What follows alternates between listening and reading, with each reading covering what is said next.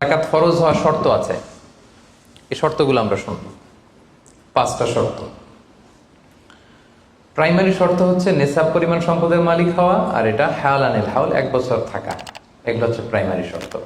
আরো 3টা সেকেন্ডারি শর্ত হচ্ছে আল মিলকিয়া, পূর্ণ ওনারশিপ থাকা, আর জিয়াদা, এটা আপনার অতিরিক্ত টাকা এটা হওয়া, আর হচ্ছে আদামুদ্দুয়ুন, ঋণ না থাকা। এই 5টা শর্ত আমি ব্যাখ্যা করলে আপনি বুঝবেন। 1 নম্বর হচ্ছে নিসাব পরিমাণ সম্পদের মালিক হওয়া। আপনি সামান্য কিছু সম্পদের মালিক হইলে এখান থেকে জাকাত দিতে হবে, শরীয়ত কিন্তু এটা বলে নাই।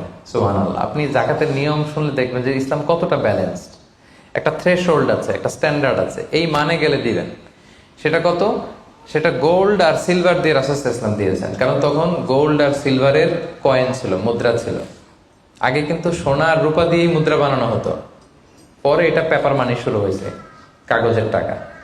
তো একটা হচ্ছে দিনার আর একটা দিরহাম। তো রাসূল সাল্লাল্লাহু আলাইহি ওয়াসাল্লাম যে থ্রেশহোল্ড বেঁধে দিয়েছেন সেটা হচ্ছে 7.5 তোলা স্বর্ণ বা 52.5 তোলা রূপা। আই রিপিট, এটা সবাই জানেন আশা করি, যে 7.5 তোলা স্বর্ণ আর 52.5 তোলা রূপা। আধুনিক সময়ে গ্রাম দিয়ে দোকানদাররা হিসাব করে, তো গ্রাম দিয়ে যদি আপনি বুঝেন তাহলে 85 গ্রাম স্বর্ণ অথবা 595 গ্রাম রূপা, এটা হচ্ছে থ্রেশহোল্ড নিসাব, অথবা এর সমপরিমাণ অর্থ, ক্যাশ টাকা যদি আপনার কাছে থাকে তাহলে আপনি নিসাবের মালিক হয়েছেন। যেদিন আপনি এই নিসাবের মালিক হবেন ওই দিনটা আপনি ডায়েরিতে টুকে রাখবেন, কারণ এটা যদি 1 বছর আপনার কাছে এরকম থাকে, 1 বছর পরে যে আপনি জাকাত দিবেন, কিভাবে দিবেন আমি সামনে বলবো। তো এই নেসাব নিয়ে একটা প্রবলেম আছে। প্রবলেমটা হচ্ছে 7.5 তোলা স্বর্ণ আর 52.5 তোলা রূপার দাম কিন্তু এক না। 52.5 তোলা রূপার দাম খুব কম, আর 7.5 তোলা স্বর্ণের দাম অনেক বেশি। এটা হইল একটাই কম আর একটা বেশি। ঘটনা হচ্ছে রাসূল সাল্লাল্লাহু আলাইহি ওয়াসাল্লাম যখন এই থ্রেশহোল্ডটা বেঁধে দিয়েছিলেন নিসাবটা, তখন দুইটার মান সমান ছিল। তখন 7.5 তোলা স্বর্ণ দিয়ে 52.5 তোলার মতো রূপা পাওয়া যেত, অথবা কেউ 52.5 তোলা রূপা বিক্রি করলে 7.5 তোলা স্বর্ণ পেত। কিন্তু পরে সিলভার ফল করতে শুরু করলো, ফল করতে করতে আজকে এই অবস্থা। গোল্ড আবার খুব একটা ফল করে নাই, ফলে গোল্ডের স্টেবিলিটিটা এখনো রয়ে গিয়েছে। তো এখন আপনি কোনটা ধরে দিবেন জাকাতটা? যদি আপনি রূপা ধরেন, কথার কথা, রূপা যদি এই 1 ভরির দাম 1000 টাকা হয়, তাহলে 52.5 ভরির দাম কত? 52,500 টাকা। কিন্তু স্বর্ণ যদি আপনি হিসাব করেন, 1 ভরি যদি 50,000 হয়, 7.5 ভরি কত? 3.5 লাখ প্লাস, তাহলে প্রায় 7 গুণ কম বেশি, তাই না? এটা নিয়েই হয়ে গেছে জটিলতা। তো এখন আপনি কোনটা ধরে দিবেন? অনেকে বলে না গোল্ড দিব, কারণ গোল্ড ফল করে নাই, এটার যে স্ট্যান্ডার্ড এটা এখনো বজায় আছে। এটা নিয়ে অনেক আলোচনা, আমি খুব সংক্ষেপে বলি। কেউ বলে গোল্ড দিব, কেউ বলে রূপা দিব। এখন আমি কি বলি? আমি আপনাদেরকে সাজেস্ট করবো আপনারা রূপারটা ধরবেন। রূপারটা ধরলে কি লাভ হবে জানেন?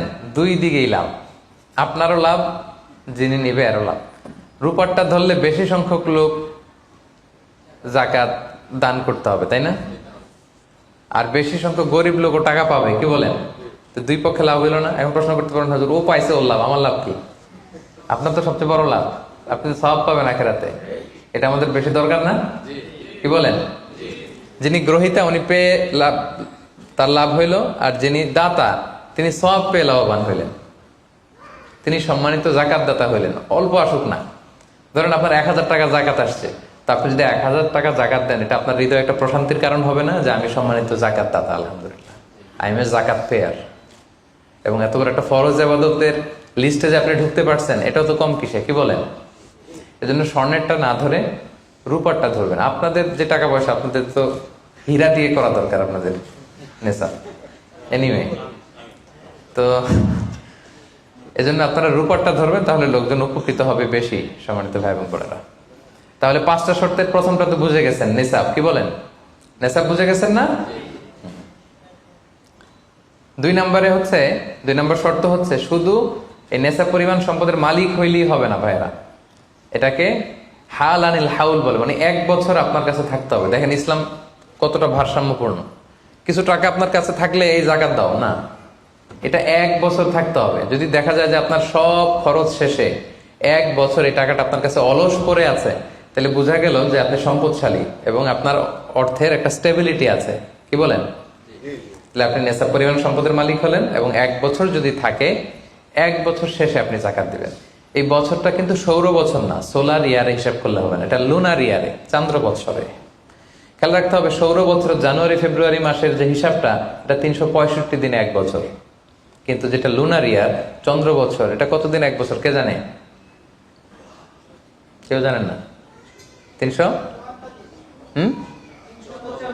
হ্যাঁ 354 দিন, রাইট। 354 দিন, সামান্য কিছু সময়। তো 11 দিনের কিন্তু এখানে ডিফারেন্স আছে, 11 দিনের ডিফারেন্স আছে। তো আপনি হিসেব করবেন হচ্ছে চান্দ্র বছর অনুযায়ী, সৌর বছর অনুযায়ী না।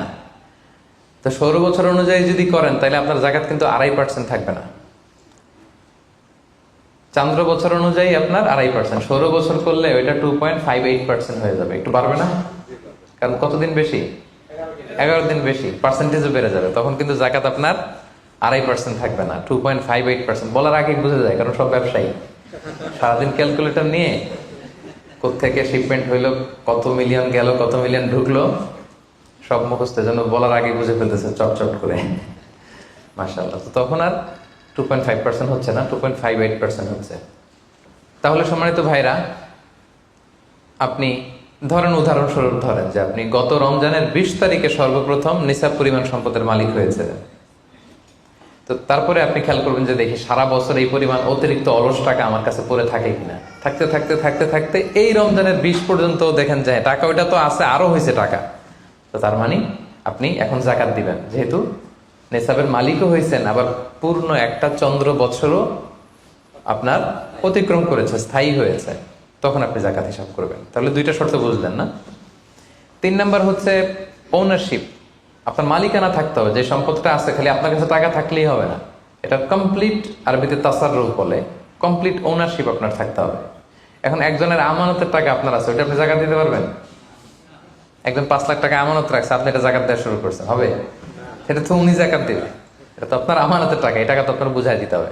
তো আমানতের টাকা কিন্তু কমপ্লিট ওনারশিপ আমার থাকে না, এটার হিসাব আমি করবো না। তো এটা বুঝে গেলেন। 4 নাম্বার হচ্ছে এই টাকা আপনার অতিরিক্ত হইতে হবে, আরবিতে বলে জিয়াদা। দেখেন ইসলাম কত সুন্দর। ইসলাম বলে আপনার নিজের পার্সোনাল এক্সপেন্সিস, আপনার লিভিং কস্ট, আপনার সব ধরনের অ্যাকোমোডেশন, আপনার ট্রান্সপোর্টেশন এক্সপেন্সিস, আপনার মেডিকেল এক্সপেন্সিস, আপনার বাচ্চার স্কুলিং, আপনার ইয়ারলি ট্রিপ যদি থাকে, এন্টারটেনমেন্ট, ধরেন বছরে আপনি একবার ফ্যামিলি আউটিং করেন, এই খরচগুলো যত খরচ আপনার হতে পারে, এই সব খরচ শেষেও কিছু টাকা আপনার থেকে যায়, ইসলাম বলে ওইটার উপরে জাকাত দিবে। সুবহানাল্লাহ। জিয়াদা, অতিরিক্ত হওয়া শর্ত। আপনার লাগে, যদি আপনার এই টাকা লাগে, ওটা তো আপনি ইউজ করবেন। আপনার টাকার ব্যবহারের জন্য সবচেয়ে বেশি হকদার কে? আপনি নিজে।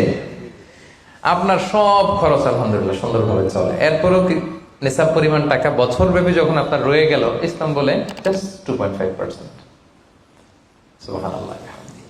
তাহলে অতিরিক্ত হইতে হবে। সর্বশেষ শর্ত, 5টা শর্তের সর্বশেষ শর্ত হচ্ছে ঋণ থাকতে পারবে না। ঋণ থাকলে ওইটা জাকাত থেকে বাদ যাবে।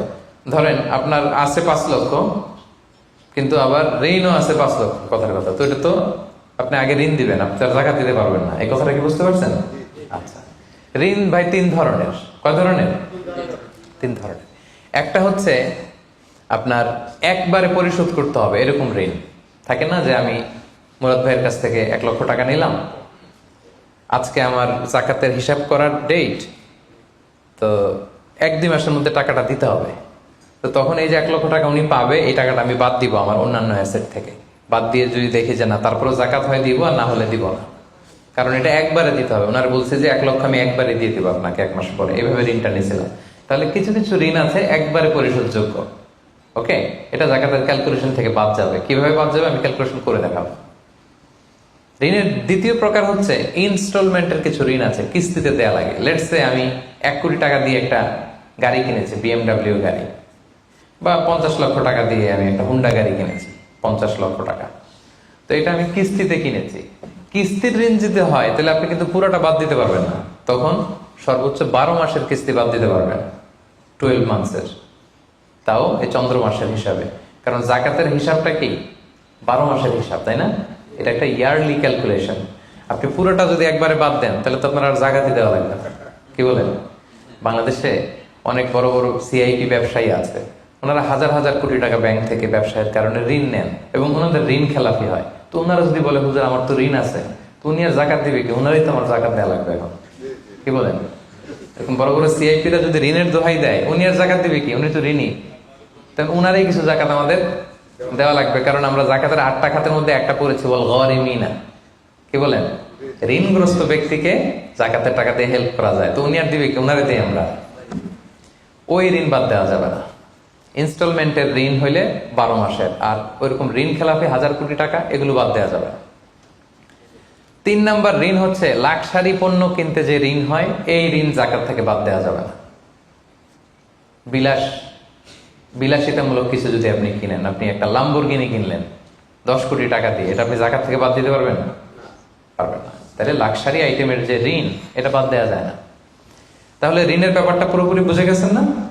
এই 5টা শর্ত যদি থাকে আপনার মধ্যে পাওয়া যায়, অর্থাৎ আল্লাহ তাআলা আপনাকে একটা নিসাব পরিমাণ সম্পদের মালিক বানিয়েছেন, এটা আল্লাহ তাআলা পুরো 1 বছর আপনার এই পরিমাণ টাকা আপনার মধ্যে স্টেবল ছিল এবং এটার পূর্ণ ওনারশিপ আপনার আছে, এবং এটা আপনার সব খরচের অতিরিক্ত, এবং সবশেষে এটা আপনার ঋণের বাইরে।